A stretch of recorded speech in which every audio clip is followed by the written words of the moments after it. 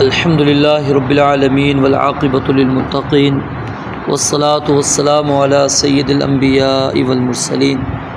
अऊज़ु बिल्लाहि स्समीइल अलीम मिनश शैतानिर रजीम मिन हमज़िही व नफ़्ख़िही व नफ़्थिही। बिस्मिल्लाहिर रहमानिर रहीम।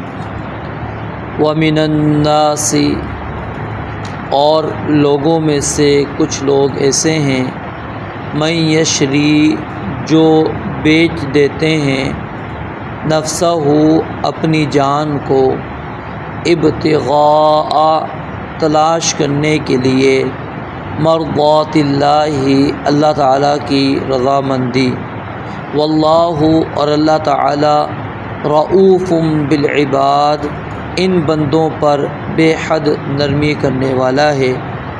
या अय्युहल्लज़ीना आमनू, ए लोगो जो ईमान लाए हो, उदखुलू, दाखिल हो जाओ, फिस्सिल्मी, इस्लाम में, काफ़तन, पूरे के पूरे, वला तत्तबिऊ, और ना तुम पैरवी करो, ना तुम पीछे चलो, खुतवातिश शैतानी, शैतान के कदमों के, इन्नहु, बेशक वो, लकुम, तुम्हारा, अदुव्वुन, दुश्मन है, मुबीन, खुला।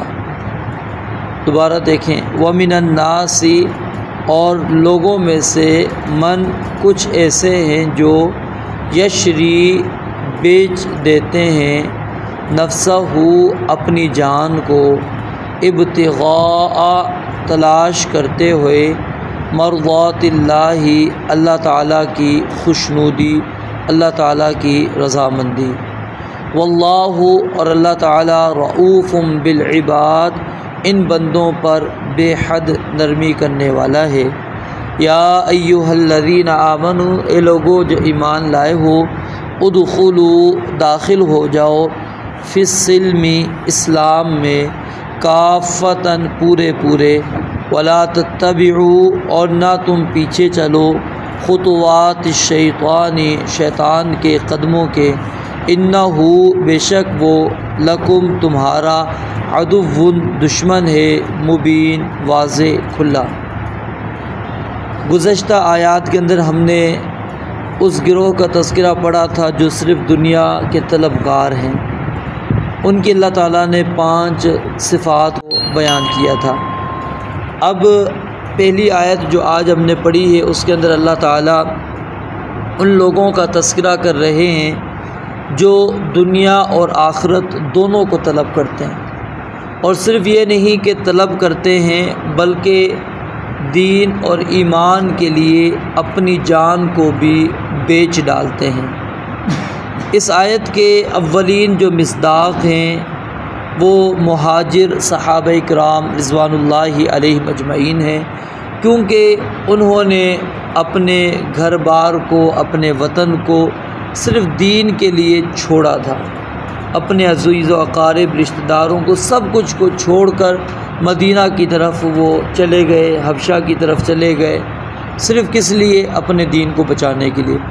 और इस आयत के शान नुज़ूल के अंदर सैयदना सुहैब रूमी जो हैं उनका तज़किरा मिलता है, क्योंकि उनके साथ एक वाक़या पेश आया था। जब वो हिजरत करने लगे तो कुफ़ार ने उनको रोक लिया और कहा कि यहाँ से तुम नहीं लेकर कुछ जा सकते, क्योंकि तुम यहाँ के हो ही नहीं, तुम तो रूम से आए हो, तुम्हारा तो कुछ भी नहीं यहाँ पर, अगर जाना है तो जाओ। हत्ता कि जिस्म पर कपड़े भी उन्होंने नहीं छोड़े, पाँव में चप्पल तक भी नहीं छोड़ी, कुछ नहीं छोड़ा।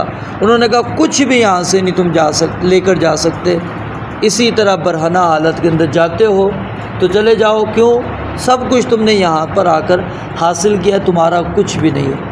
उन्होंने सब कुर्बानियाँ दी, सब कुछ छोड़ दिया, कुछ भी साथ लेकर नहीं गए।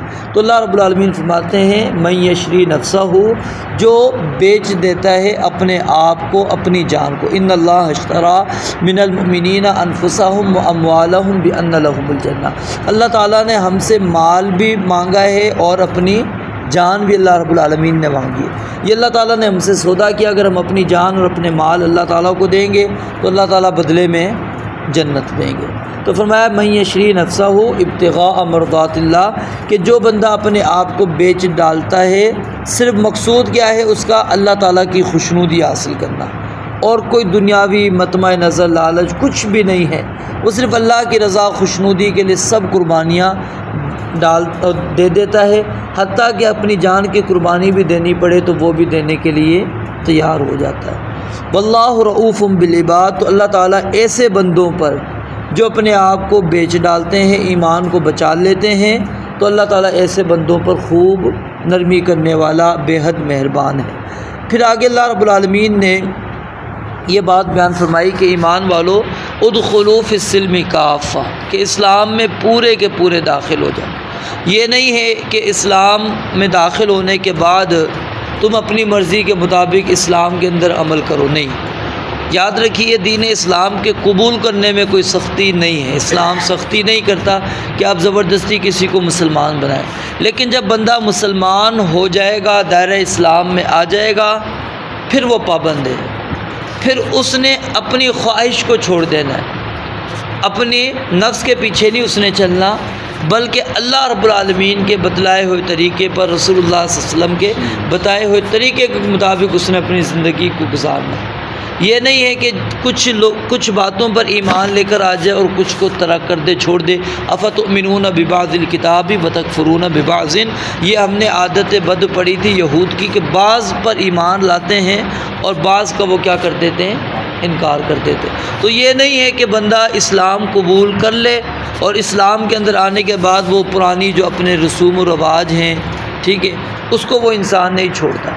अब हम अपने अंदर देखते हैं तो हमारे अंदर बहुत सारी ऐसी चीज़ें मौजूद हैं जिनका इस्लाम से ताल्लुक़ नहीं है, और वो सिर्फ़ क्या है कि जी हमारी ख़ानदानी तौर पर वो रसूम व रवाज चल रही हैं। हम जिस तरह पहले मुआशरे के अंदर रहते थे, हिंदू मुआशरा था, वही रसूमात आज तक हमारे अंदर मौजूद है। तो उदखुलू फिस्सिल्मि काफ़ा, अल्लाह कहते हैं इस्लाम में पूरे दाखिल हो जाओ, उन सारी चीज़ों को तरक कर दो। तो जब इस्लाम के अंदर बंदा आता है तो फिर उसके अंदर उसकी अपनी रज़ा नहीं होती, अपनी मनमानियाँ नहीं होती, बल्कि वो अल्लाह रब्बुल आलमीन के अहकाम पर पूरी तरह अमल करेगा।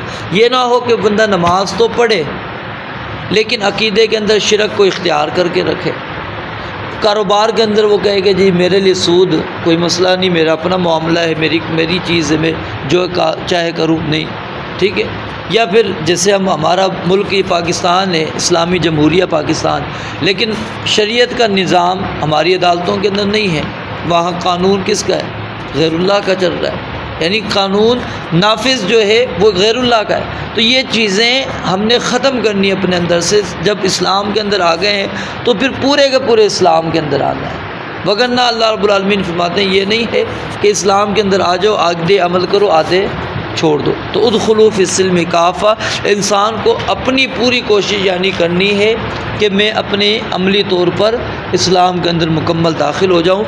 वला तत्तबिउ खुतुवात शैतान, और जो इस्लाम के अलावा रास्ता है अल्लाह ताला ने उसको यहाँ पर शैतान के कदम करार दिए कि वो शैतानी रास्ते हैं, चाहे हम उसको फिर आबा व अजदाद की तकलीद कह दें, अपने रसूम व रवाज कह दें, अपनी क्या नाम है मजबूरियाँ कह लें, कुछ भी हम कह दें, अल्लाह ताला उसको कहते हैं ये शैतानी कदम की पैरवियाँ हैं। इन्नहु लकुम अदुव्वुम मुबीन, और अल्लाह कहते हैं क्यों नहीं तुमने शैतान के पीछे चलना, उसकी इल्लत क्या है, सबब क्या है कि वो शैतान तुम्हारा वाज़े दुश्मन है।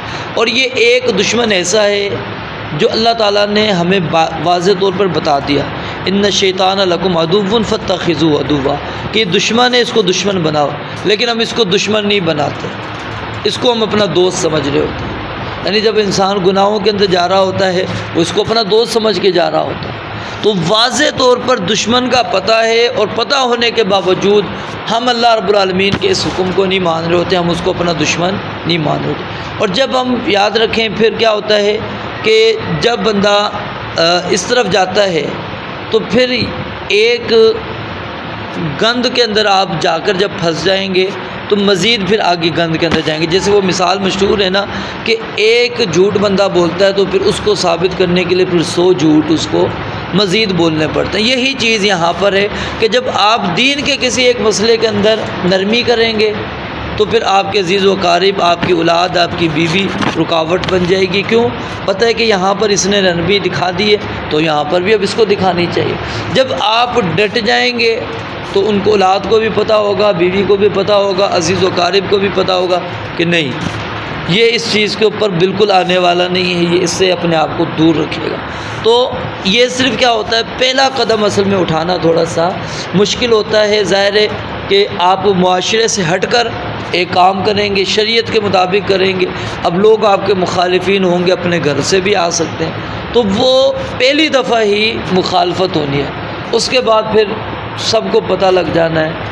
और फिर कोई भी आपको, मतलब है कि फिर जब भी ऐसा कोई मामला होगा, उनको बतलाए बग़ैर उनके इल्म में ये बात होगी कि नहीं, ये बंदा जो है दीन के मुताबिक चलेगा, यहाँ पर वो रस्म की पैरवी नहीं करेगा, रवाज को नहीं देखेगा, वो ख़ानदान को नहीं देखेगा, अज़ीज़ व क़रीब को नहीं देखेगा। तो सहाबा किराम ने जब अपने दीन को बचाने के लिए अपने वतन को छोड़ा, ये बहुत मुश्किल काम है। फिर अपनी जायदाद, अपना घर बार सब कुछ छोड़ना, हम जो छोड़ रहे होते हैं वो कुछ नहीं छूट रहा होता हमारा, बज़ाहिर जो रस्म है हमारी उसके अंदर कुछ नहीं हमारा जा रहा, घर भी हमारा वहीं पर है, ख़ानदान भी वहीं पर मौजूद है, कोई हमें वहाँ से निकाल कर दूसरी जगह पर भी मजबूर नहीं करता।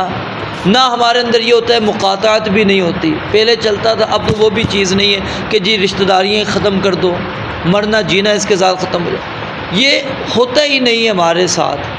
और फिर भी हम इसके ऊपर अमल पैरा नहीं होते, यानी वो आजमाइश भी नहीं है। और ये नबी अलैहिस्सलातु वस्सलाम ने फरमाया ना कि युब्तला रजुलु, इंसान की आजमाइश होती है उसके दीन के मुताबिक। असल में जितना हमारा दीन कमज़ोर होता जा रहा है, ईमान हमारा कमज़ोर होता जा रहा है, अल्लाह ने आजमाइशें भी हमारी कम कर दी। अगर हमारे जिस्मों से, क्या नाम है, जिस्म से गोश्त को उतारा जाए, शायद को एक को देख कर पूरे के पूरे हम कुफ्र की तरफ फ़ौरन लपट जाएं, भाग जाएं कि ठीक है हम काफिर हो जाते हैं। वो जिस्म से, क्या नाम है, गोश्त उतरवाने के लिए तैयार, अपने जिस्म को आधा करने के लिए तैयार। क्या उनका ईमान इतना था मजबूत कि अल्लाह रब्बुल आलमीन को पता था इस आजमाइश के अंदर ही आएंगे। फिर अभी हम जैसे गज़ा वालों की मिसालें बयान करते हैं कि वो देखें मुसलसल तकालीफ़ के अंदर हैं। क्यों?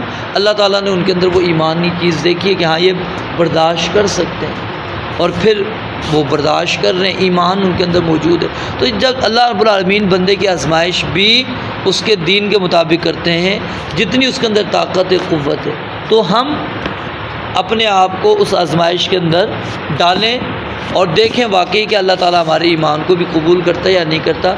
रब्बुल आलमीन हमें रसूम और रवाज को छोड़कर पूरे इस्लाम के अंदर दाखिल होने की तौफ़ीक़ अता फ़रमाए। वाक़िअ दावाना अनिल हम्दुलिल्लाहि रब्बिल आलमीन।